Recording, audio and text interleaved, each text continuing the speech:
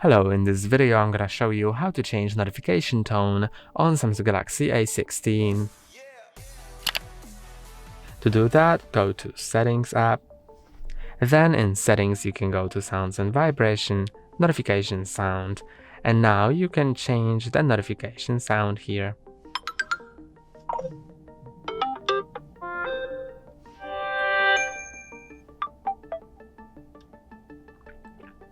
And when you choose one, you can just go back and hit Set. You can also change the notification vibration if you want.